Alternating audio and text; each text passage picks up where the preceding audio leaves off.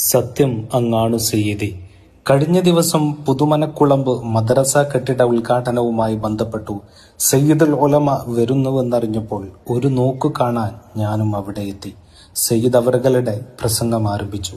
നിശബ്ദമായ സദസ്സ്, തികച്ചും അളന്നു മുറിച്ച അർത്ഥമുള്ള വാക്കുകൾ, നിലാവു തോൽക്കുന്ന നിറപുഞ്ചിരിയോടെ ആ നാവിൽ നിന്നുയർന്നു വീഴുന്ന അറിവിന്റെ അലയൊലികൾ, അലക്കിമിനുക്കിയ വാക്കുകളില്ലാത്ത പച്ചയായ പ്രയോഗം, കുറഞ്ഞ സമയം കൊണ്ട് വലിയ സന്ദേശം പകർന്നു നൽകുന്ന പ്രസംഗം. സംസാരത്തിനിടയിൽ പങ്കുവച്ച ഒരു കാര്യം എൻ്റെ മനസ്സിനു കുളിരു പകർന്നു. വരുന്ന വഴിയിൽ കാറിന്മേൽ പക്ഷിയുടെ കാഷ്ടം ശ്രദ്ധയിൽപ്പെട്ട ഡ്രൈവർ അതു കഴുകാനായി പള്ളിയുടെ അടുത്ത് വണ്ടി നിർത്തി വെള്ളമെടുക്കാനൊരുങ്ങുമ്പോൾ അവിടുന്ന് പറഞ്ഞതിങ്ങനെ: പള്ളിയുടെ വെള്ളം നിസ്കരിക്കാൻ വരുന്നവർക്കുള്ളതാണ്, അത് നമ്മുടെ വണ്ടി കഴുകാനുള്ളതല്ല.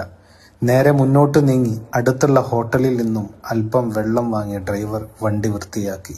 എത്ര വലിയ സൂക്ഷ്മത!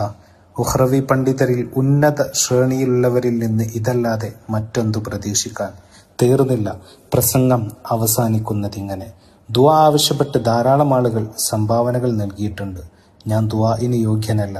എൻ്റെ രണ്ടു സൈഡിലും ഇരിക്കുന്ന സയ്യിദുമാർ, സയ്യിദ് എംപിച്ചുക്കോയ തങ്ങൾ, സയ്യിദ് ഹാമിദ് തങ്ങൾ ദുആ ചെയ്യും എന്ന് പറഞ്ഞ് സലാമോടെ പ്രഭാഷണം നടത്തി പുറത്തിറങ്ങി.